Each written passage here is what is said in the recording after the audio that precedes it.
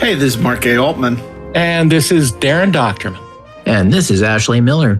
And we are the Inglorious Treksperts. And once again, we're brought together, unfortunately, to commemorate the passing of another member of our Trek family. This is happening way too often. Of course, we're talking about on February 25th, Roberto Orci passed away. I always said it was Orsi, but I was apparently pronouncing it incorrectly. It's Orsi. It's Orsi. Why did Darren say Orci? I don't know. He's trying to get fancy. Oh my God. I said Orci because he said Orci, so I thought he knew something I didn't. He just saw the legend of Ochi. Jesus Christ. Unbelievable. Okay. Well, anyway, you shouldn't be correcting people on pronunciation of people's names. That's true, That's all actually. I'm going to say. I thought you knew something I didn't know. That's all I'm saying. I do, just not this thing. Oh, God. My God. Bunch of useless knowledge. Yes. Okay. Well, first, before we say anything more, let's introduce, we put together a really great group of memorializers to join us this week. We're joined very closely by a good friend of the podcast, Jesse Alexander. He's a writer and showrunner for such shows as Hannibal, Lost, Heroes, and worked with Roberto Orci and his writing partner at the time, Alex Kurtzman, on Alias. Stephen Melching, who's also with us. Welcome back, Steve. Is a writer for such shows as The Clone Wars, Star Wars, Rebels, X-Men, the animated series, and Big Guy and Rusty, the Boy Robot. He worked with Bob on the Transformers Prime animated series. So and he's a co-host of the 4:30 movie. Yeah, Yes. that too. That's not quite the credit up with some of these other ones, but we'll mention it anyway. Someday. Okay. And of course, our own Ashley Edward Miller worked with Bob on Fringe and later developed Power Rangers and the follow-up to Star Trek Into Darkness, which became Star Trek Beyond with Roberto. And so they're going to talk about their memories of working with him, both as a person, as a professional, his passion, his excitement for the genre. Of course, he and his writing partner at the time, Alex Kurtzman, were responsible for such movies as Eagle Eye, The Legends of Zorro, The Proposal. They did an uncredited rewrite on Watchmen, Cowboys and Aliens. They worked on The Island, which brought them into the orbit of Michael Bay, which led to work on Transformers. They worked with JJ on many projects, including Mission Impossible 3 and later Star Trek 2009 and Into Darkness. They co-created Sleepy Hollow. And Robert Orci also created Matador for El Rey. And having also sold projects to El Rey, I'm amazed that show lasted for a season. Not because it wasn't good. I like Matador. There's a spy, a soccer player who was secretly a spy. And it got renewed for a second season, but never got made. Go figure. That's the short life of El Rey. And of course, he also was involved in the creation of executive producer on Scorpion, the adaptation of Limitless to television, and Hawaii Five-0 with Peter Lenkoff, who is the husband of our good friend Audie England. So a lot of very prolific writer. I want to say one thing before we start to talk about Roberto. I don't know how many of you watched the Oscars last night. Did anybody watch the Oscars last night? Oh, yeah. Jesse, you're shaking your head. No, I not since 77. I've been boycotting since 77. Really? Okay. Okay. That was a good year. Andy Hall trounced all comers. Yeah, exactly. It's rigged. But I have to say, year after year, people complain about the memorials. It's become a guy with a violin or a dancer, and they show quick pops of people. Now, they attempted to do something with Gene Hackman, to their credit, at least. Yeah. Morgan Freeman gave a nice little speech. It was a terrible montage. I don't know I missed the Chuck Workman. The montages are absolutely dreadful. But, so many people that, barely get any kind of recognition, to have Roger Corman reduced to a 5-second flash and David Lynch, a 5-second flash. It's just like, so that instead they can have dopey dance numbers with James Bond, and which really there's nothing to honor with James Bond right now. It's a weird choice. Yes, there is. It's James Bond now under new management. Well, but that's not why they did this. I mean, It is. They were run by Amazon. But There's a very simple fix to this in memoriam, which is to hire the people that do the Turner Classic Movies in memoriam every year. That montage is brilliant. Yeah, but also it's like so many omissions as always. I briefly, Donald Sutherland was there, but no Tony Todd. No. Well, was Tony Todd a member of the Academy? He didn't have to be. You don't have to be a member of the Academy. They're usually members of the Academy that they put in the televised. If somebody is a significant figure in film history, it doesn't matter if they're a member of the Academy. If they're, and that's somebody who's an iconic, not just in horror, but obviously in a lot of. There's so many people left out. Olivia Hussey, Romeo and Juliet, she was left out. I mean, it's ridiculous. There's no sense of history with then I think they ought to not have one at all. Because I think that there's always been a push and pull to expand it or contract it.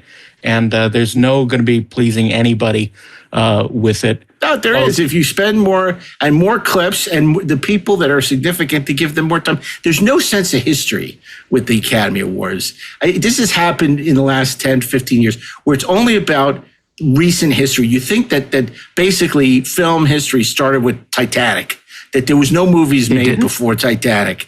And it's really sad because, and if you look at the presenters, I mean, remember this was used to have these legendary figures in film and television who would present. Now, I mean, it was like a bunch of, it was Miley Cyrus was a presenter. I mean, right, Steve? They don't want to put in any clips that are in black and white, is what you're saying. God forbid. God forbid, right? But okay. I was movie stars are dead, right? I thought all the movie stars are gone. Nicholson's still around. Who's lucid? Like none of the people can they didn't even have Alain Delon. Look at they didn't have Alain Delon. Look at these movies these guys are in. You never see them walking in a one shot. Like none of them can do anything. They're all too old. That's just Tom Cruise. Absolutely. It's over, guys.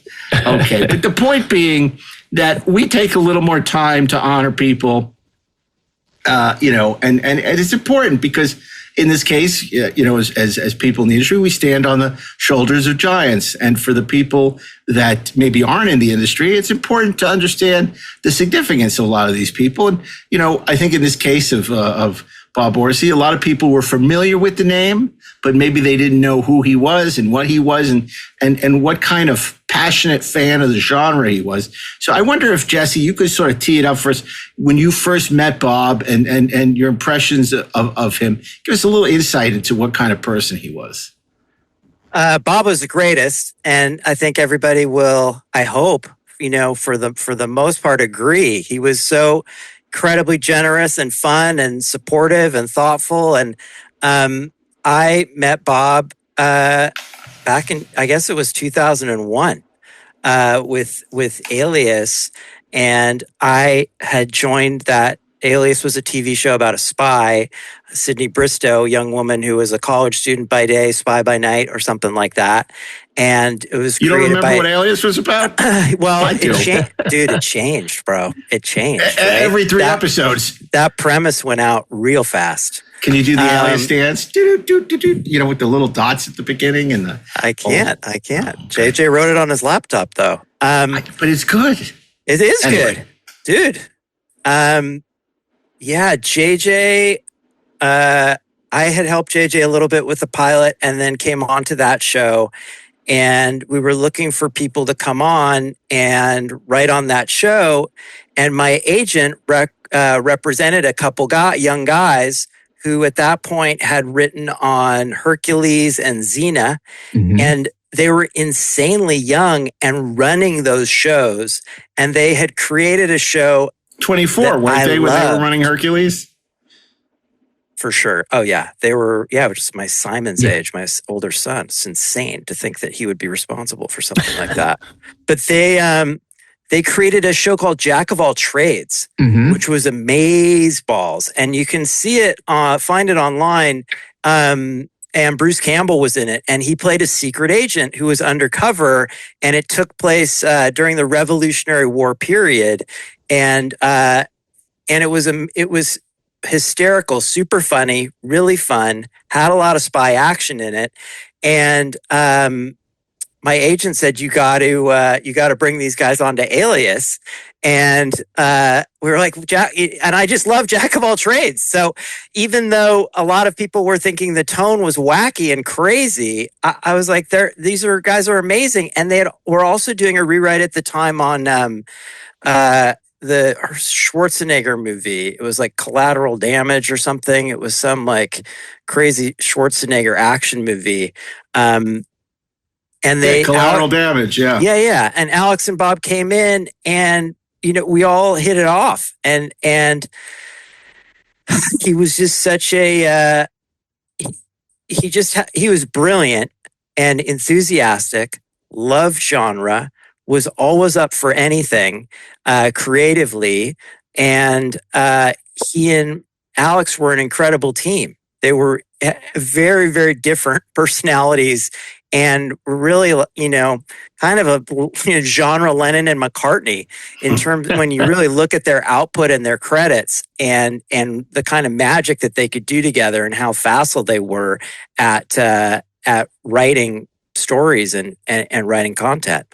So I was lucky enough to know them on Alias, and I worked with them a few times downstream, and Bob was just a wonderful guy.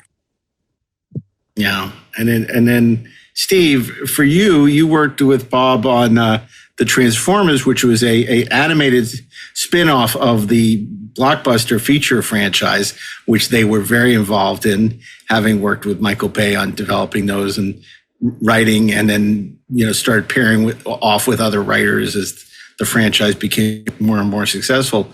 What was that experience like for you, and what were your impressions of Bob? Well, I'll say I was familiar with the name Roberto Orci for many years before then. And I remember at first thinking, what a cool fucking name. I just thought that was a cool name. I'd see it in the credits like, I wish my name was that cool. It should have been Orci. Yes. But beyond that, he's like, I was watching Alias. I was a huge fan of Alias. Sid. How have you been? Okay. You? Good. Better. Sloane's getting impatient. They gave you a month off. It's been 3. I know they sent you here to bring me back. I'm sorry. I just can't yet.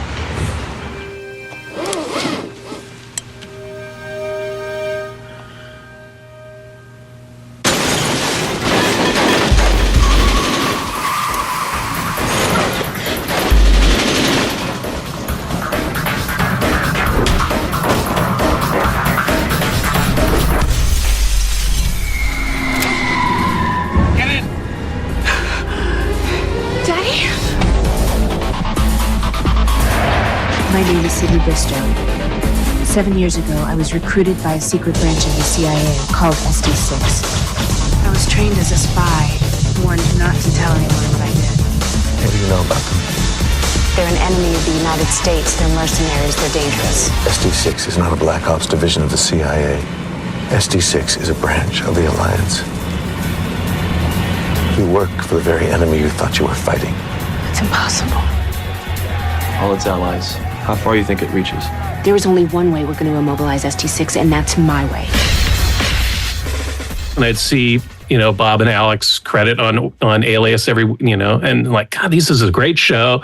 These are great writers. And I would just see their names on all these movies I would go to, like The Island or Zorro or Mission Impossible and, Transformers and Star Trek. I'm like, God, these guys are doing everything, and they're doing it really well. They seem like they're having a good time. And so years later, Hasbro was developing a TV.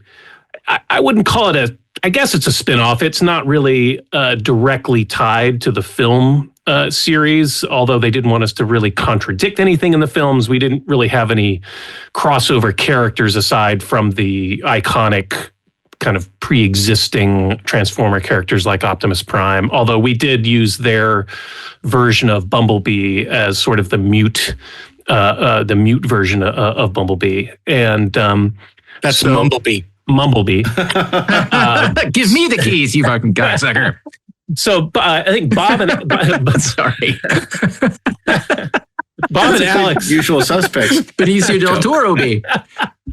Bob and Alex had done the initial development of the series with Jeff Klein, who was a very seasoned animation producer, and Dwayne Capizzi, who was also a very seasoned animation writer producer. And they had, the four of them, I think, had sort of created the show together, who all the characters are going to be, the human characters, the Autobots and Decepticon characters, and sort of what the tone was going to be. And then they hired the writing staff, which included me, and brought us in for a couple weeks of a writer's room where, you know, to their credit, I mean, these are busy guys, and they were in that room every day for 2 weeks. They would step out to take phone calls and do stuff pretty regularly, and get other shows. Yes, but they were there, and I ended up sitting right next to Bob for a lot of it, and he was such a positive, fun presence in that room. He was always someone who was like, you know, the whole yes and, you know, he was always building on, riffing on other people's ideas, and was just a really fun, inventive, positive person to be in the room. And I really enjoyed those weeks in the room. And after that, the two of them, I don't think they were particularly involved in the show after that. I think some of the people at their company, was it Paper Products?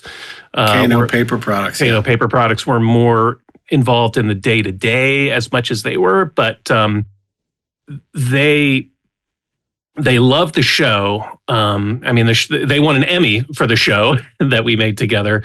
And they threw some fantastic parties for us. I mean, the generosity, I mean, they rented out the Magic Castle for our cast and crew for like the season finale. And we nominated for a bunch of Emmys. They threw a big Emmys party and rented, you know, they would always rent out these great places and have open bars and food, and they were always there. And Bob was the life of the party. I mean, literally, he was, you know, greeting everybody, hanging out, having a good time, and you know, the consummate host.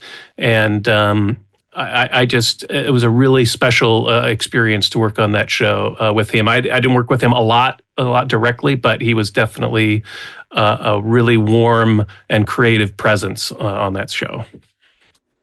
What was his favorite thing to order from craft service? Do you remember? Like lunch. What would he like that? No, I'm kidding. I don't care. You know, DAREN, they also were responsible for The Island, which was sort of like a Michael Bay's version of Logan's Run.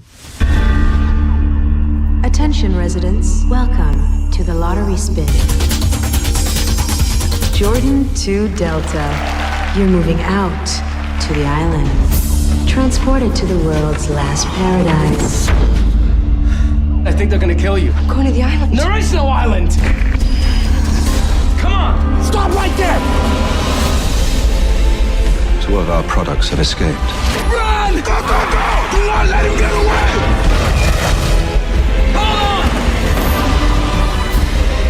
Tell me what's going on. You're copies of people out here in the world. They're simply tools, instruments. They have no souls. How come we never did this before?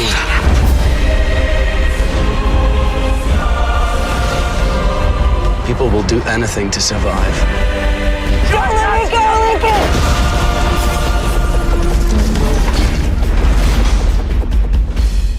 That was sort of.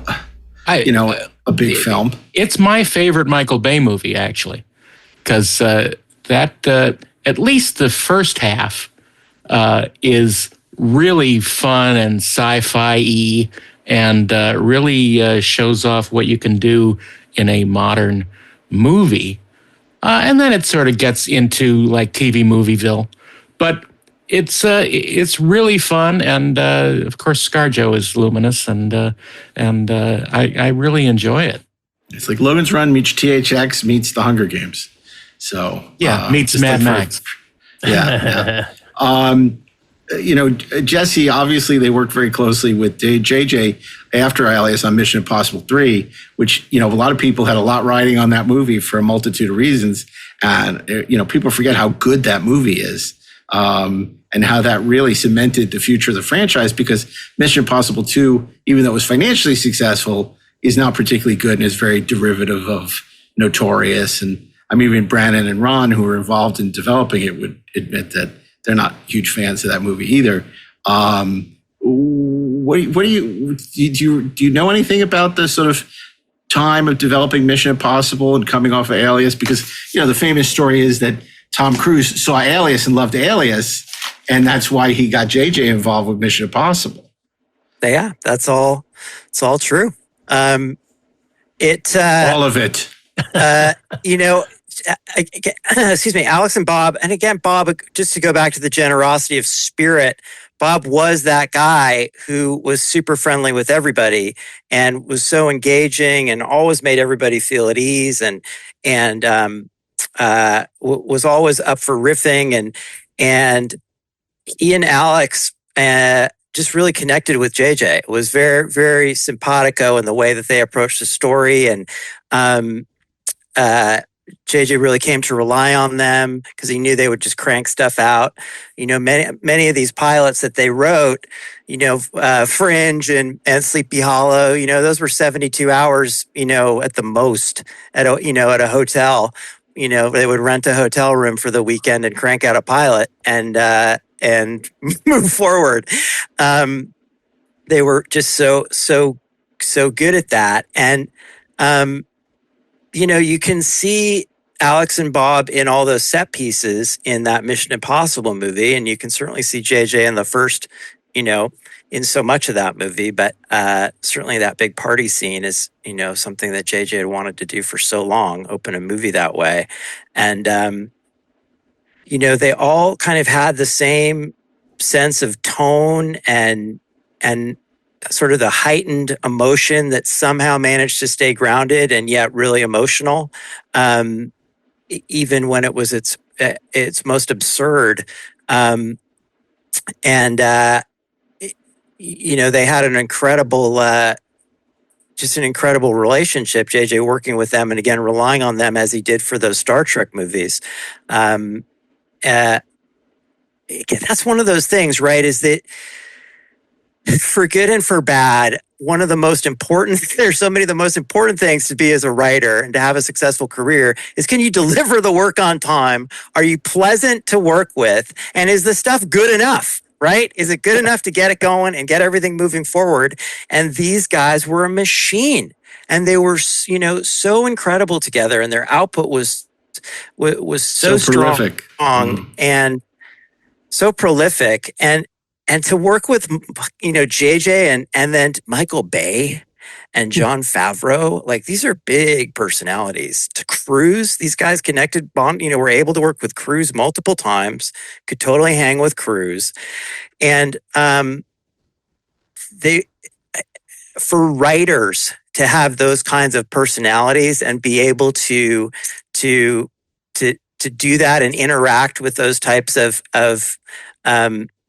larger than life characters is really rare, and it really speaks to their skill set. And again, the two of them together was such an amazing, collaboration that it was a wonderful thing to see. Alex would sit at the computer and kind of ask questions and type, and Bob would kind of jump around the room and play the guitar. And it was the first time that I'd ever seen the approach where you just do a dialogue pass first, and they would do a whole dialogue pass of the script without doing any of the description or anything. And it was like, what the hell? It was just an amazing thing to watch. How they would just kind of riff it out as if they were playing music. So Ashley, I want to ask you, because we talked about Fringe a little bit, and that was your, a big network show that you, I think it was after Terminator you did. Yeah, Fringe? it was just after Terminator. Yeah. So can you sort of talk about getting involved with Fringe and, entering the world of Bob Orci at that point? Yeah. Zach and I jumped onto Fringe after Sarah Connor Chronicles was canceled, Fox and Warner Brothers wanted to shift us over there because, it's like, look, we were genre guys and fairly prolific, and they felt like we would be a good match with that team. And, at first we didn't really see a lot. I mean, look, Bob and Alex and JJ were off making their little Star Trek movie or whatever the hell it was they were doing, whatever their excuse was. We were going into the second season. There were some issues with that show that kind of needed to be ironed out. Things weren't getting done. But I will never forget the first time that Bob came in. And look, the way that show ran, there was a writer's room, but mainly it was there's a playroom for like most of the writers who are on the show. And if you're really breaking the show, you go into the showrunner's office and you sit down and you break it there, which is not my favorite way to do business, quite frankly, but it was how we were doing it. And so we were in the room with the showrunner, the two showrunners. So that's another exciting story. And Bob came in, and of course everybody is deferring to Bob because Bob created the show and he's the guy. And I'll tell you what really like just made an impression on me that lasted forever in that meeting. So, as you guys were saying, he's so much fun. He's got just a very prolific imagination. He just riffs. He's very funny. And not like in a mean comedy guy way, like very sweet. It's just, he's puckish, I think is the word I would go for. But I think that comes from, he genuinely loves this stuff. It comes from a place of love, I think. Absolutely loves it. And we were going through some pitches on some things, and I pitched something out, and he kind of jumps in, and that sort of turns into a funny riff, and we're just sort of going.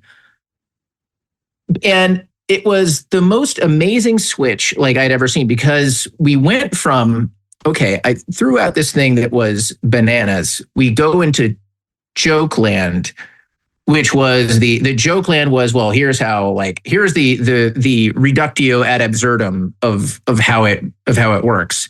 But then all of a sudden, the joke stopped.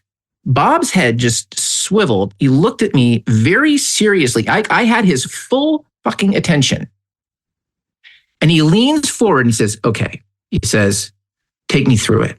Tell me how it works. And suddenly it was just seriousness, right? Like he knew that what was out there that we were talking about was something that was worth talking about.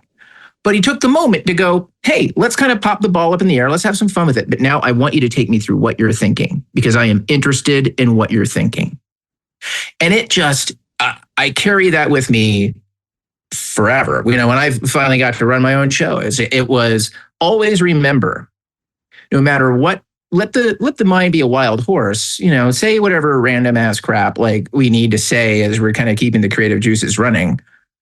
But always take a moment when there's a pitch, when there's anything in it, to look at somebody and say, okay, take me through it. Help me understand where you're coming from. And you go, oh, okay, I get it. Because it's incredibly powerful. And, that was just how his brain worked. It would be a mistake to assume that, that Bob's, that his sense of humor meant that he was not serious. Because he absolutely was. By the way, I'll say about the island. So I endured 3 years of working with Walter Parks on a project. I know. I feel like I need a medal. Someday I'm going to write. Walter Parks, man. Oh, that guy. God. Yeah, I've worked with every what they call a challenging personality in Hollywood, but and survived them somehow. But Walter said, because he was producer on The Island, because at that point, it was Michael was away from Jerry Bruckheimer, who was like his handler at the zoo. And Walter was trying to manage this process. And he said that when Bob and Alex came in on that process, right, when they really got into it, like it was transformative for how things worked with Michael Bay, because they were able to manage Michael Bay. They were able to make Michael feel like he was covered, like creatively, he was safe and he was okay. and keep him grounded. And Walter would talk about what a huge thing that was, that they were able to kind of keep that like intense personality just under wraps in such an effective way. Because if you've ever met Michael, he's an intense guy, right? It's like he needs his security blankets, and Bob and Alex were a security blanket for Michael. And that was just that was my experience throughout. Whenever I saw him with anybody, he was very good at managing those difficult personalities and putting people at ease. Yeah, Michael Bay went to Crossroads, which is a big high school on the west side of Los Angeles. And that's where Alex and Bob met in their senior year. And then Alex went to Wesleyan College, which is where Michael Bay went as well. I don't think they and were Bob went there. to Austin. Yeah, I don't think they were there at the same time, but certainly they had the West Side crew in full effect. When they would work together. And on that same tip of the seriousness, I do remember with Bob. It's sort of similar, but like me, Bob would rarely get stuck. But sometimes other writers get stuck with the blank page or something. And Bob would really, help people get off of it by saying, like, well, what are the scenes that we know are going to be in the show? We know some scenes are going to be in the show. What are those scenes?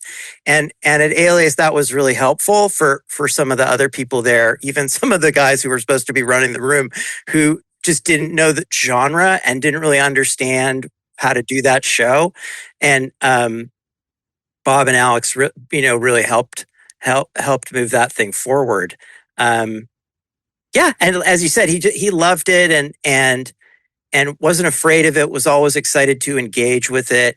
And again, they're just the prolific scope of what they could do, and as well as the producing. The fact that I think that Ender's Game movie is pretty good, actually. They know our strategies. They've learned our weaknesses.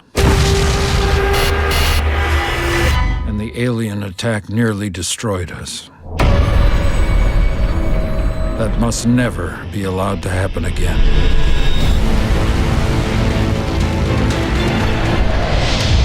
If we're going to survive, we need a new kind of soldier.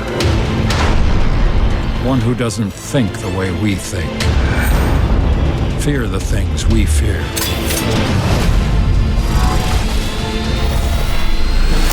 One the enemy would never expect. We need minds like yours, Ender. You'll be the finest commander we've ever trained. So I'm not the first. No, but you will be the last.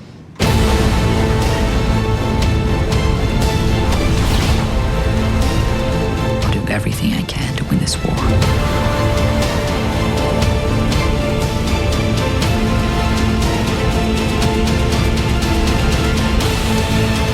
You really don't see them as children, do you? If you succeed, You will be remembered as a hero.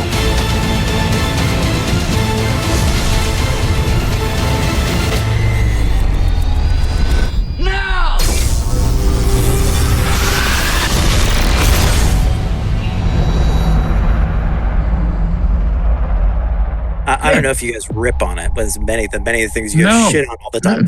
But I think that movie's pretty good. And the fact that it got made, it really comes down to Bob. And he really championed that director who was in director jail.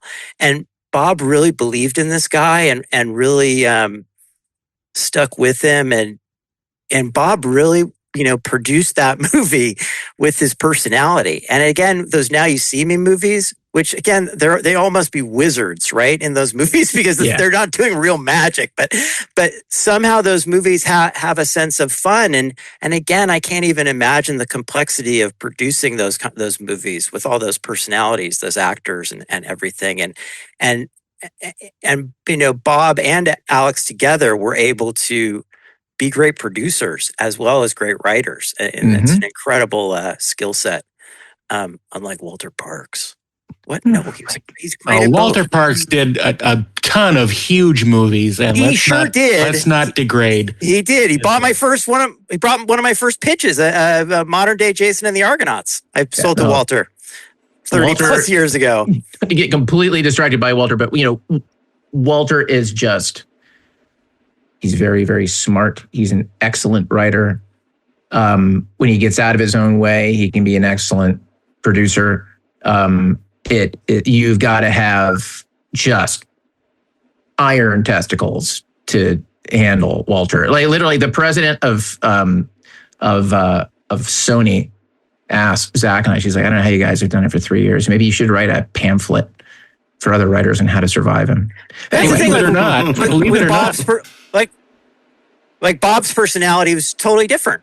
Right? Like as a producer, like Bob was, makes you feel comfortable in a room and riffs with you and supports you and can be serious, but it can also play with you. And he was an incredible talent.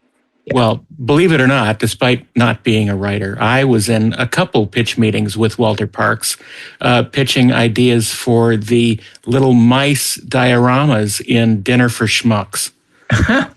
So that was my connection with that world. But anyway, lest I be irrelevant. Please go. Excellent. Relevance achieved, Darren. Ding, ding, ding. Achievement unlocked. I want to ask you, because you talked about, obviously, his very fruitful relationship with Lionsgate. Before we go back to the Star Trek movies, Ashley, you sort of reconnected when they were going to reboot Power Rangers. Yeah. And I wonder if you can talk a little bit about, that experience, but that came on the heels of the success of the, Now We See Him movie and the Ender's Game. And, if you can talk about that. And also, Ash, Jesse, why do you think it was that he championed Gavin Hood, what he saw in Gavin that was, his reason for? I don't know, dude. I don't know. I couldn't tell you. What was the first movie that Gavin Hood did? Was pretty cool, right? But then he went off the rails with something. I can't remember what it was. But that wasn't the one with the time machine, was it? No, that was Simon Wells. Yeah. No. No, the Primer? Not Guaranteed. Yeah. No, that was Colin Trevorrow. Okay. Trevorrow. Yeah. I can't tell them all. Come on, Steve. You're not doing the research. No? Okay. So Ashley, why don't you tell us a little bit about that Power Rangers experience? Because, of course, that was the precursor to you getting involved on Star Trek. But I want to and almost becoming Pink Power Ranger. Yeah, exactly. I tried after the big Power Ranger. I was originally in the suit. By the way, little known fact, if you go back and you look at the footage that's pulled from the original Super Saiyan show from Power Rangers, which became Power Rangers in Japan, a little thing that people don't really know is that the original Yellow Ranger in Super Saiyan was a dude. It's a dude, a chunky dude too. A chunky dude, but the most important thing about it being a dude is that sometimes in those shots that they stole, which is what helped to keep it kind of cheap, you can tell that the yellow Power Ranger, who is a chick, has a package. I mean, it's just right there. Like in the fucking. Is this how you sold yourselves to Lionsgate? You yes, absolutely. Well, it was okay. So it was a chick with a deek. Yeah. There's the cause and effect on the Power Rangers thing is a little bit backwards. So we got into it. Star Trek got us into Power Rangers and it's complicated. So we got into Star Trek because David Ellison brought us into Star Trek. He hooked us up with Bob. I want to circle back to Star Trek. I understand, but it's important because it tells you something about Bob as opposed to Star Trek and Power Rangers, which is less important. So we got into it because of David. He felt like we'd worked with Bob on Fringe. There'd be a love connection and everything would be cool. We met Bob. We started developing with Bob. And I'll come back to this. But because of the politics of Star Trek, at one point, Bob was trying to work all of that out. He had been talking to Lionsgate about doing Power Rangers. And he said to us, guys, while we're figuring this Star Trek thing out, do you want to do Power Rangers with me? And we said, sure. So we went with Bob, and Bob basically told Haim Saban, like, this is how I'm doing it. And the guys are going to be the ones who actually write this thing. And he made it happen. While, you know, all of the weirdness with Star Trek got itself worked out and then didn't work itself out. Right. But Power Rangers was intended to be kind of a holding position while we were all waiting on Star Trek, because Bob intended to direct Star Trek. That was always the plan. The issue was with how it was being developed and by whom, and by guarantees that were made to other writers. And I think those clowns went on and fucked up Rings of Power. But that's neither here nor there. I'm not with Kay and Payne. Yeah, exactly. Mm-hmm. They sound like a couple of like cops from like a cop movie, don't they? McKay and Payne. Anyway, Power Rangers, great experience. You know, we developed that thing from the ground up with Bob. Bob, speaking of dealing with difficult personalities, Haim Saban, holy living shit. I mean, everything you need to know about that man is that he's got like stop signs in his driveway. Okay. He's got signs that like point you to the house and to the, it's crazy. His next door, his wacky neighbor in the sitcom version of his life is like the fucking Prince of Saudi Arabia. And I'm not even kidding. It's like that. That's the life he lives in. We come in for a meeting. It's this whole catered, like it's not catered. He's just got his staff, this like multi-course meal, this lunch and just valets. And it's Saturday at the Saban house, man. And Bob is just comfortable as can be, you know, managing everybody's expectations, managing Haim, who has these very specific ideas of what he wants, and just sort of nodding and smiling and saying, Is it Haim or Chaim? Chaim. Yeah, that's what I thought. Okay. Emil Schlemazel, bottle cap, Roberto Orci. So we walk out of that thing, and it was fine, but it was intense. But fine. And we walk out of that, and Bob looks at us and he goes, "How you guys doing?" And we're like, we're fine. He says, "Well, don't worry about it." He says, "We're not doing any of that bullshit." Just like, okay. And Bob was great. But the thing is, though, we were, and this is kind of where the difficult part of the conversation begins, I think, because we were at ground zero of Bob's, how to put it, his implosion. We were right there because the two big things in front of him were Power Rangers, which he was producing and we were going to write, and Star Trek, which he was going to direct, and then we were going to end up writing. And we had all kinds, I think, you know, we've talked about like what was going to happen with that Star Trek movie, but Bob legit loved Star Trek, and this is his thing. And he has very specific thoughts about what he wanted to do. And, you know, we went to bed on a Sunday night thinking everything was great. We woke up on a Monday and found out that, you know, Bob had dropped out of Power Rangers and he wasn't doing Star Trek anymore, and everything was all screwed up and what was happening.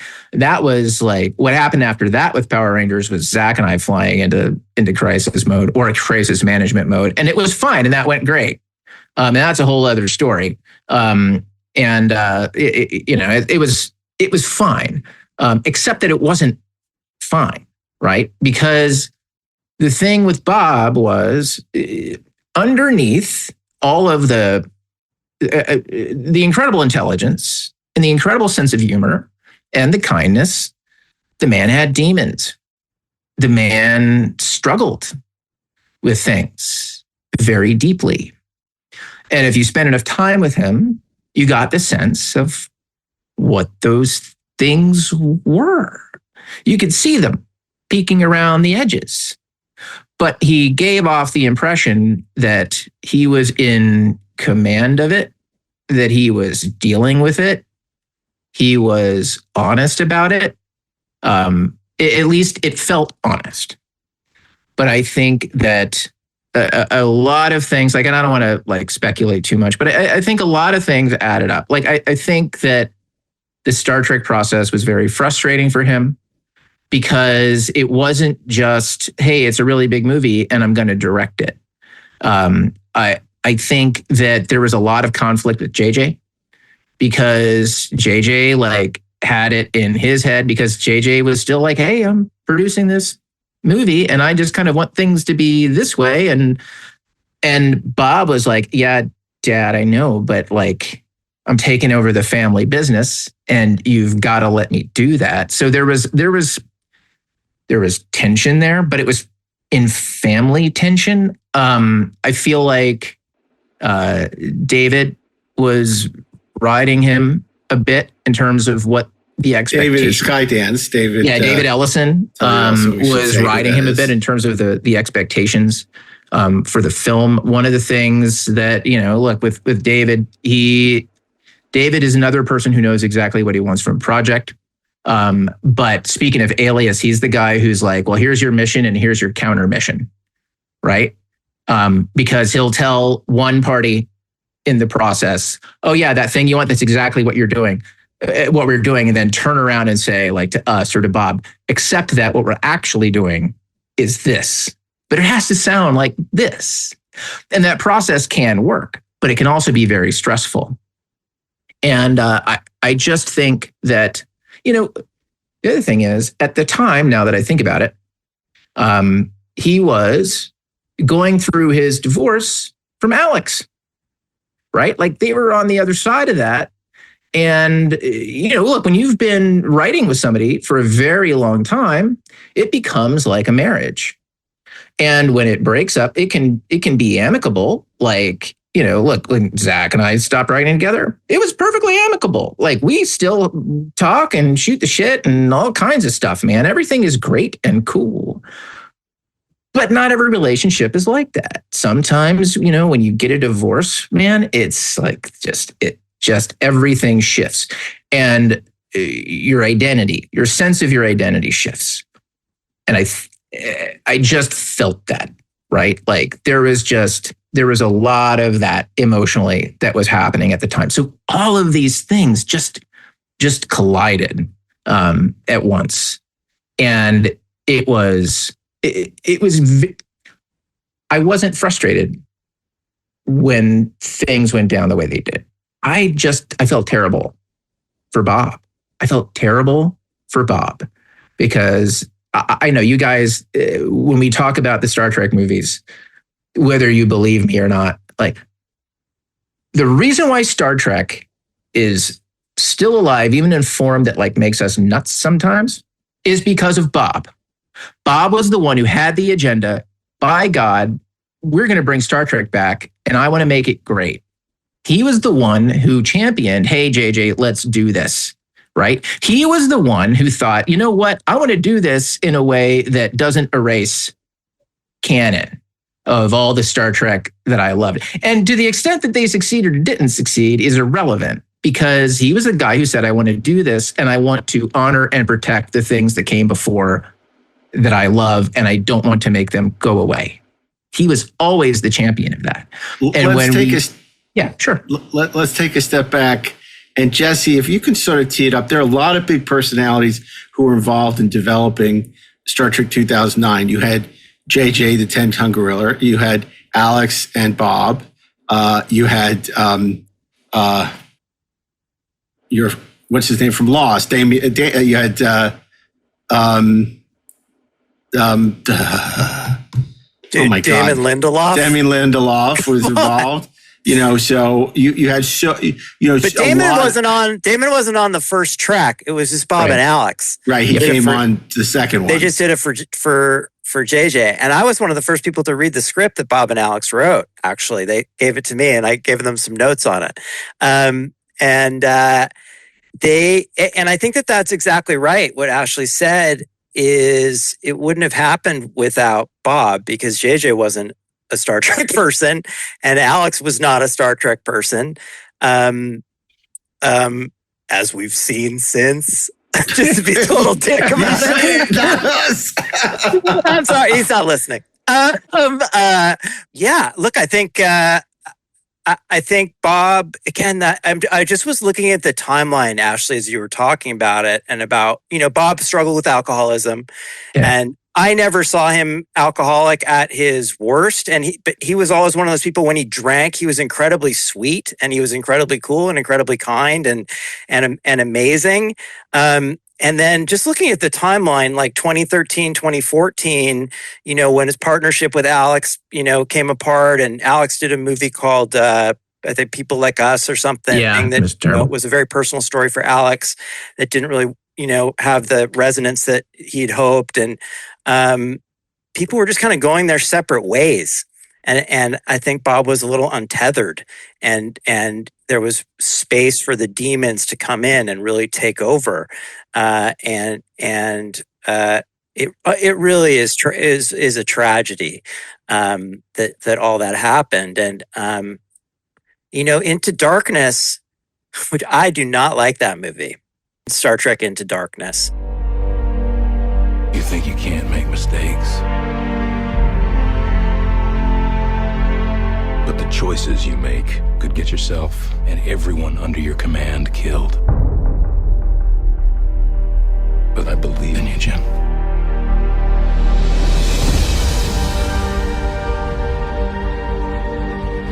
Darkness is coming. This could just be the beginning. Beginning of what? All-out war. I request permission to go after him. I cannot allow you to do this. Jim, you're not actually going after this guy, are you? Let's go get this son of a bitch. You are a poem, Kirk. Sir, there's a ship heading right for us. You can't even guarantee the safety of your own crew.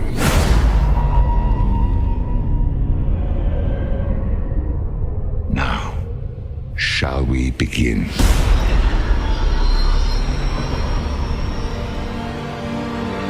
I'm sorry.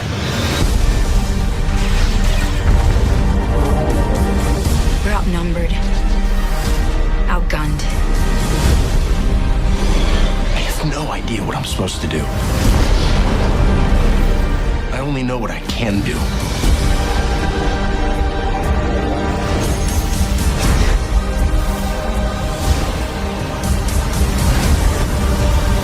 The ship's dead, sir. She's gone. No, she's not.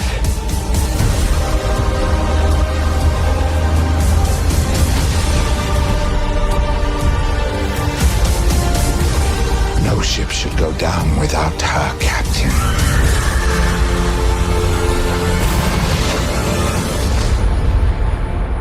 I believe in you, Jim.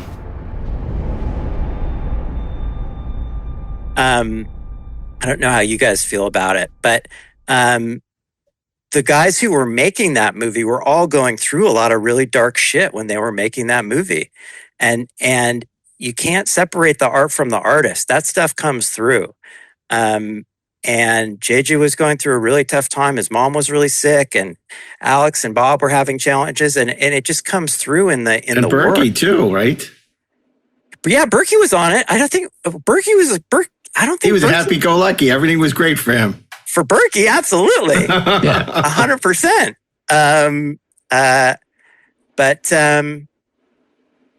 Yeah, it's tough. It's just one of those things, like, you sort of wish, like, can't people just stay the same? Like, can't they just stay the perfect, special, best versions of themselves and ourselves? Why do we all have to grow and, like, develop, like, different emotions and, like, perspectives and, have traumas come out of us? Like, can't we just stay in, like, this little box where like everything in TV works?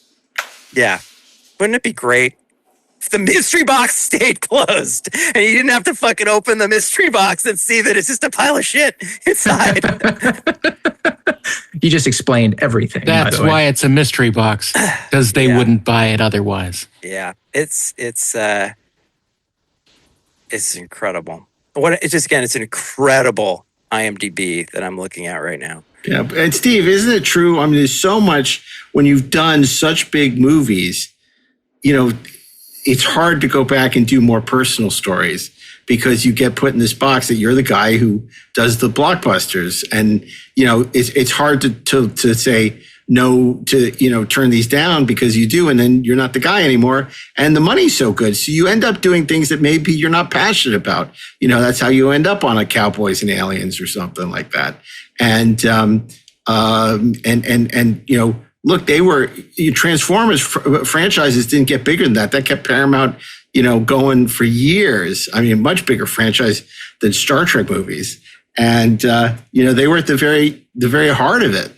So, there's a lot riding on it. And then, of course, you have the brand extension, which you were part of, which is Transformers Prime, which is, extending the franchise into other, animation, which is also tied into the toy line, all these other things that are so important. Yeah, well, with a show like Prime, that was a show that they wanted to obviously sort of ride the coattails of the Transformers. I guess I was going to say Renaissance. There have been Transformer shows on pretty much constantly since 1984. There were I don't know how many there are now, but one kind of just went into the next. But Prime was something special. We had a pretty healthy budget as far as that kind of show goes. It was done.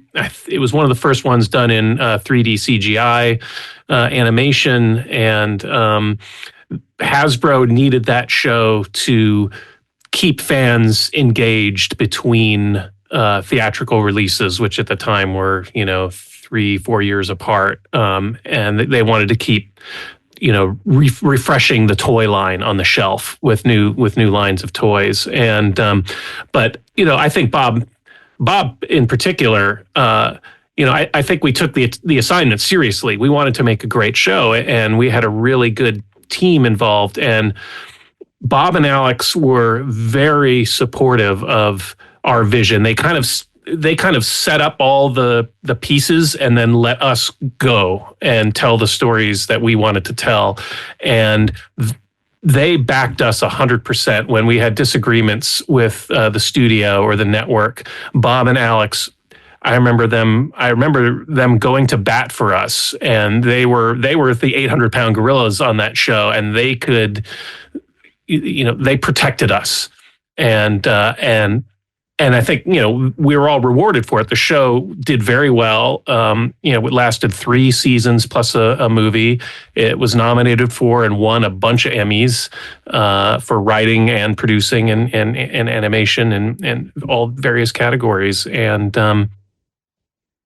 so it was an important show. And Bob in particular was, a key part of the success of that show, of both setting it up and then protecting what came after. And Ashley, what's crazy is this all started with Hercules. First run syndication, low budget.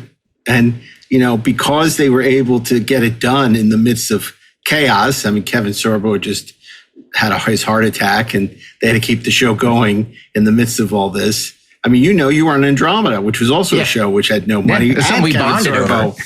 and no budget, by the way. Yeah. So, yeah. And so now they've gone from that to, these huge budgets.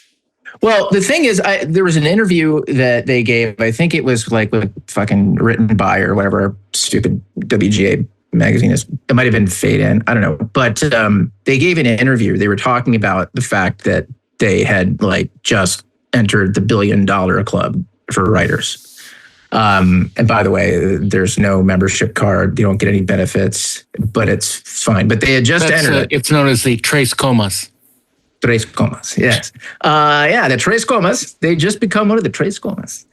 And there was something Bob said that I think kind of tells you everything you need to know about Bob. Bob said, our thing is that we try to do the A version of B ideas. And you know what? I don't think that it's funny because we say there are these things, and he was just kind of doing them in these big movies and just, no. I think that Bob found a way to love everything that he worked on. love everything that he worked on and found a way to make it personal. And this is just a guy talking, but I think one of the reasons why People Like Us was an absolute disaster. I mean, there's all sorts of reasons why, but I think Bob understood himself well enough to know that simply kind of taking all of that fun, big storytelling away from the personal story he was trying to tell made that personal story he was trying to tell suck. But if he could take the personal story and he could put it into something big and fun, something with an adventure, something with big ideas, a B idea and an A execution, that it could be amazing. And it's like, I never got the impression, we're talking about in Power Rangers, okay? We're having these very serious discussions about Rita, what's her name, and all this other shit. And Bob was fully committed, man. He was down there with us going, what is the version of this that feels like a real story about real kids dealing with a real thing, even when they're surrounded by all this crazy? Like, how do we find that? What is that? And, that was the same impression that I got from him. Obviously he loved Star Trek or talking about Fringe or whatever. It always came back to, what's this great big cool idea that we all love that's really kind of bananas, but also like, what's it about as a character story? And Jesse, wasn't that also the challenge of Into Darkness? Because they'd had a tremendous success financially, regardless of what anybody here might think of the movie, tremendous success financially, and very much beloved by critics for the most part. And now they had to match or top it. And that was a challenge. And Bob was the guy who was the big Star Trek fan with a bunch of people who knew nothing about Star Trek. That's true for sure. Just to pile on to what Ashley was saying there about, because a big thing for the Alias writers room, that we kind of grew up in with JJ was tracking Sydney Bristow emotionally. And for all of us, Alex and Bob and me and Erica Messer, who went on to run Criminal Minds for a billion years, and, Josh Applebaum and Andre Nemec, it was all about just tracking the characters emotionally. And he'd always say, like, we know all this genre shit's going to be cool. We know we're going to do all the great set pieces. Like, let's just get back to, like, where are these characters? What are they feeling? What do they care about?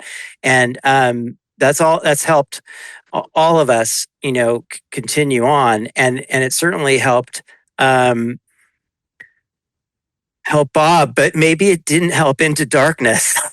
Now that I'm thinking about it, because, that stuff about, they had the big success and now they got to top it. They don't think like that. That's not how those guys, it's certainly not how JJ thinks. JJ's just looking for the story that he wants to tell. And I think the story that they wanted to tell at that point in their lives was dark, that they were all sort of in that kind of headspace. Damon too, was this post Lost when Damon did this?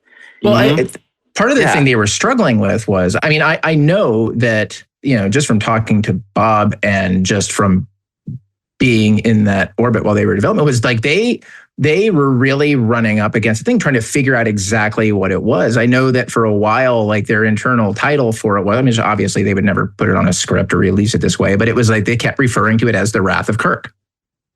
And they just couldn't get their heads around it and figure out how the hell it ended. And I think that, again, this is just reading between the lines, that the story of how that movie went awry is that they came up with a pretty good idea, which is, what if instead of fighting each other, Kirk and Khan had to team up against somebody else? But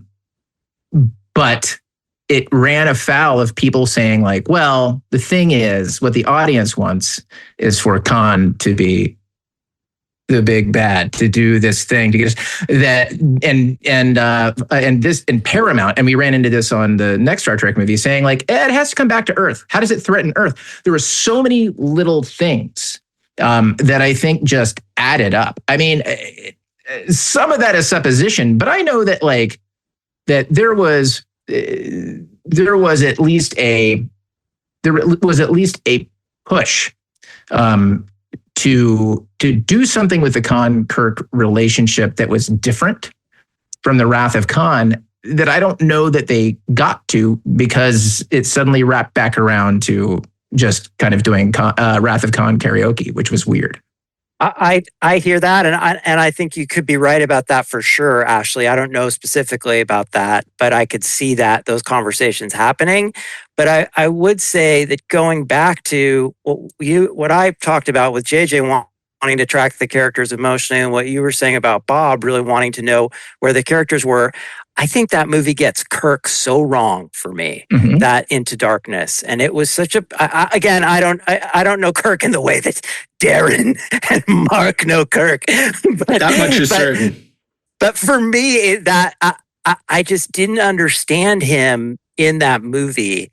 And I think if he had been different, and then just, again, the tonal opening of that movie was really odd. Totally mismatched. With the terrorist strike in the beginning. And then I just think the way that Kirk was presented, that if you buy into Kirk and if you had bought into tracking his emotional journey, that everything would have been fine. You could buy into whatever the fuck, right? Is he and Khan going to team up? Are they going to be mad at each other? Like, whatever, right? As long as you're tracking the emotional journey of that character. But and I remember watching an early cut of that movie and not being super stoked on it, and giving them some thoughts about adjustments to ADR and things that you could do to try to adjust the way that Kirk was dealing with his other characters, which I just didn't totally get.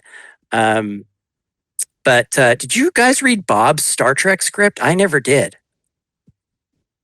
Are you talking about? Well, that the third one, the one he was going to direct.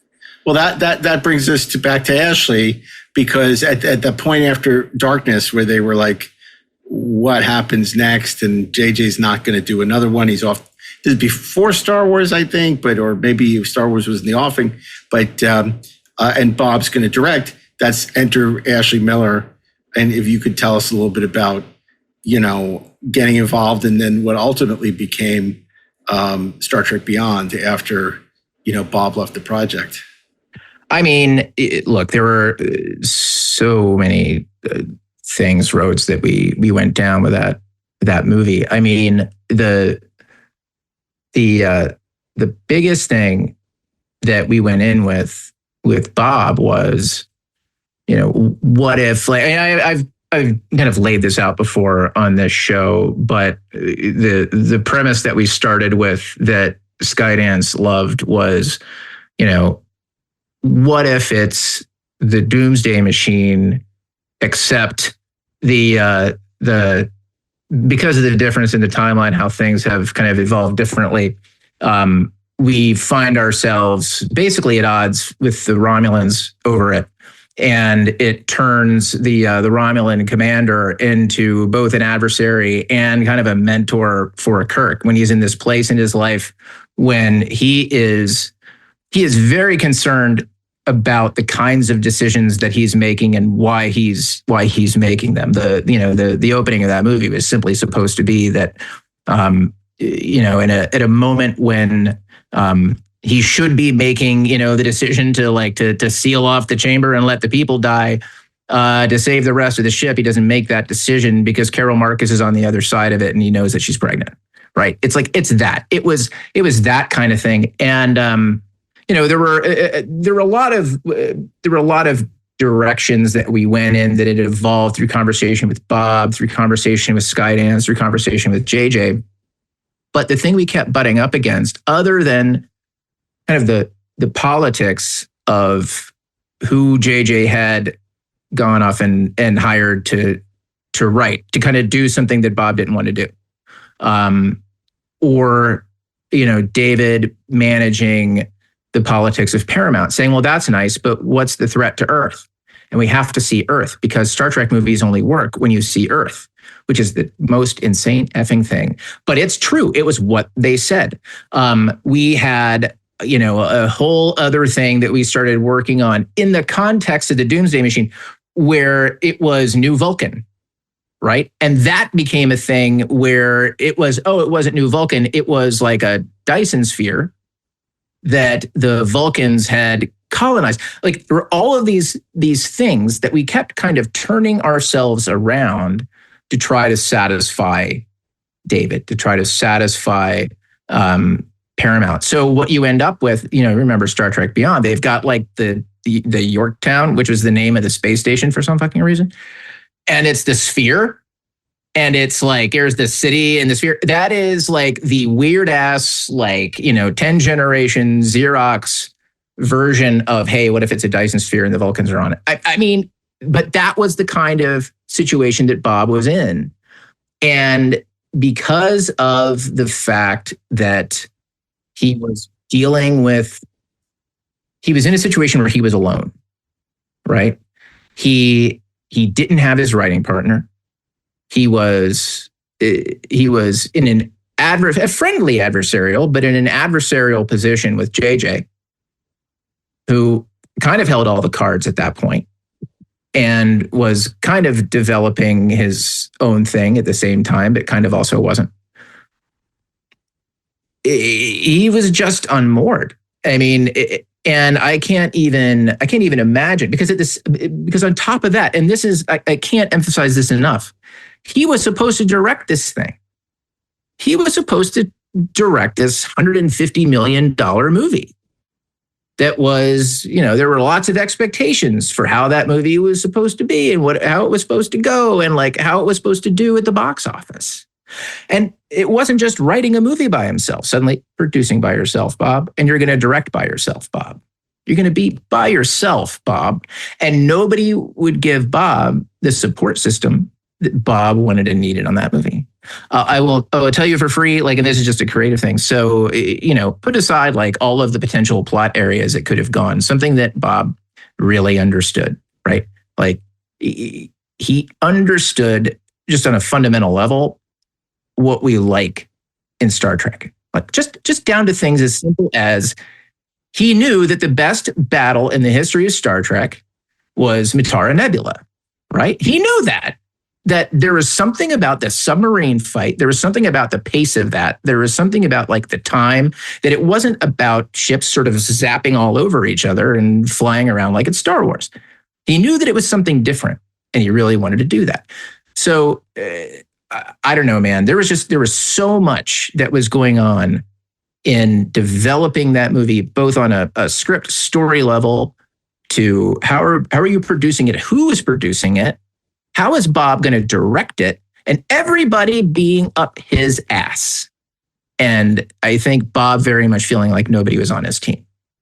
And it actually makes me cranky to this day. That's amazing. That's so amazing to hear that, Ashley, because, I'm really bringing this back to Star Trek and Bob's love of Star Trek. And I just was at his memorial service this weekend, and there were a lot of pictures running of him as a kid wearing his Star Trek uniform, and his brother wearing a Star Trek uniform. And, again, you guys love Star Trek for your own reasons. I love it so much because I loved that it was about these friends and these people that were working together, that had different skill sets, that didn't always agree on everything, but they cared about each other and they were working together to overcome some extraordinary challenge.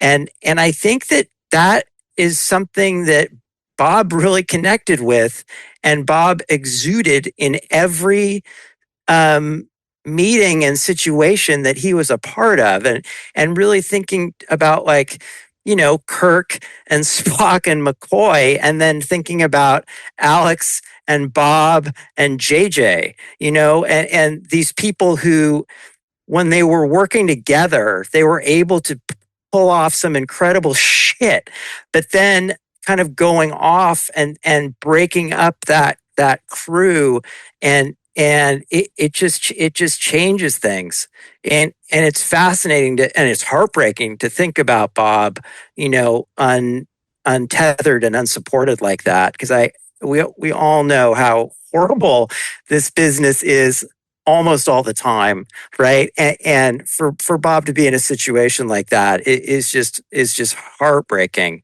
And you can certainly see how it could trigger and bring about some of the worst elements and demons that he was dealing with. Oh, yeah, it was awful. And look, on top of that, and I don't know if I've talked about this. I know I've talked about this to you guys privately. I don't know if I've talked about it on the show. But at the same time, okay, so we are politically maneuvering around the Star Trek problem.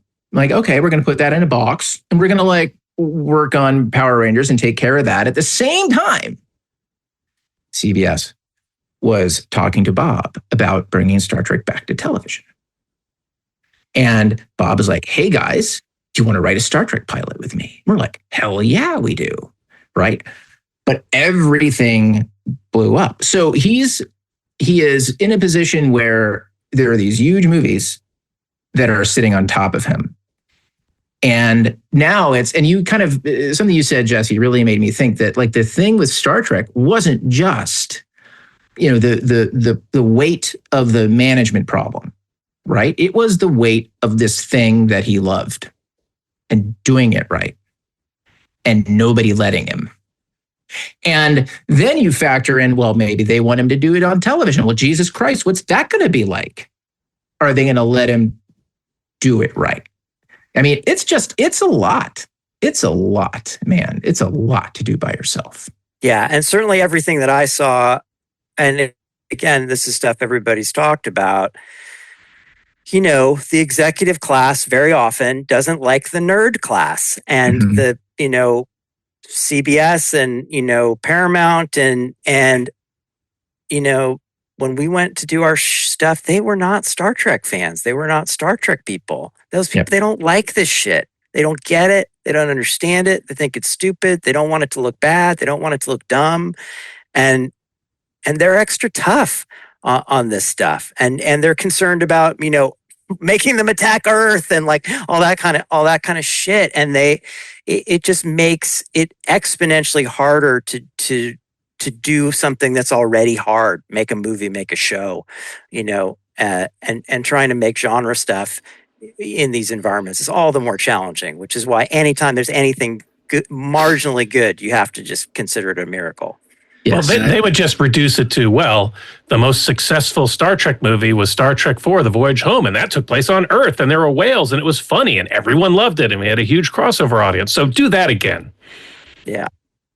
But look, that was a problem for every Star Trek, whether it was in the original era, whether it was in the next gen era of movies. They were always told Earth has to be in jeopardy. And all the great successful Star Trek movies, Earth in jeopardy. And the answer would always be, not in Wrath of Khan.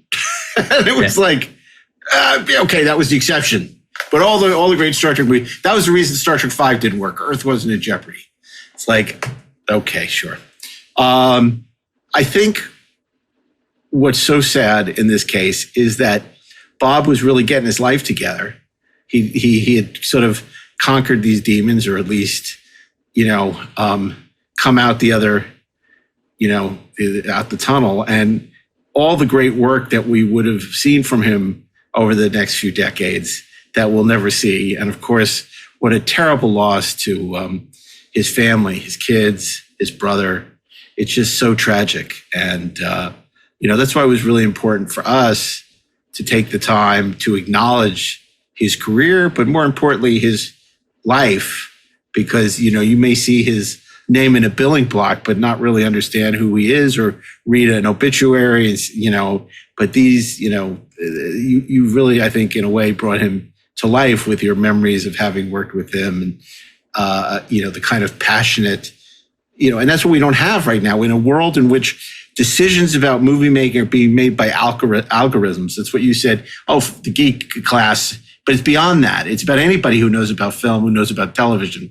Let the computers decide what we should be seeing. Let the algorithm decide, and that's why we get mediocrity. And somebody like Bob Orsi was somebody who just was making and writing out of pure passion and love. And that's something we just can't get enough of. That's something I was thinking about, how sad it is that there's one less professional fan in the world, someone who really cared. Yeah, absolutely. Well, I'm so appreciative for you guys joining us. Obviously, Ashley had no choice, but Jesse, Stephen, for coming and sharing your memories of Roberto. It was really special. And as I always say at the end of these memorial episodes, I hope we don't have to do any more anytime soon. It's really getting tiresome. Last year we had Jerry Taylor, and we didn't do Tony Todd, but we should have. And we did Tracy Torme. The year before it was the great Manny Cotto, and it's just Bob Butler passed away. So many people that are part of Star Trek's DNA that are passing, and I think there's only going to be more of them as the time goes on. I mean, just the other day we were commemorating 10 years since Leonard Nimoy passed. It's hard to believe that it's been 10 years. And when you think of what an important part of the franchise, this new Kelvin franchise he was, and that was Bob. It was Bob's idea to keep this timeline and to have Leonard be a part of it. And again, whatever you think of the movies, it was a chance to see the real Spock on screen one last time. And that was something special to be treasured. So we'll be back next Thursday with a happier episode. Inglorious Treksperts, of course, is a production of the Treksperts Podcast Network. Mark A. Altman, Darren Dochterman, Ashley Miller, executive producers, Brian Mix and Peter Holmstrom, producers. Mark Rivera is our extraordinary sound mixer. John Carney is our social media manager. And Inglorious Treksperts is copyright 2025 by Treksperts Plus, and available wherever you listen to podcasts and on video via Spotify and now on YouTube. You can review Inglorious Treksperts wherever you listen. We're going to get nice reviews for this episode. People are going to like this one, as opposed to where we're all mean and nasty. Right, Jesse? Yeah, please. You guys got to spread some more joy and some love and hope and optimism. Instead of just crapping on everything. Get off my lawn. See, that's so wrong. That's so wrong. We're critical because we love, because we care, we love, we want to. No, should we just accept everything we're given? Tina. I'm never going to hit you again. It's great. It's just great. Everything's great. It's all great. Come on. What Ashley calls a test pattern Trekkie. I love you too. Robert, that's why it's okay. Rob's not here. He's scary. That was so funny. Oh my God. Kay and him. I'd pay real money to watch him and Kay go at it. Not at it, but just, have those debates. Anyway, pretty funny stuff. Okay, favorite social media platform you can share, or you can join the Inglorious Treksperts Discord channel. A lot of conversations going on there. Get in on the action. You can find out how to do that on the show notes. Other Trekspert Podcast Network podcasts include Trekspert's Briefing Room, an entirely different podcast. The 4:30 movie, in which you can hear Steve Melching wax nostalgic and be full of fantastic information, fun facts. And that'll be back in the next couple of months. So anyway, that's really about it, isn't it? I want to thank Jesse and Steve for joining us, and we'll be back next week. Until then, keep on trekking, ingloriously, of course.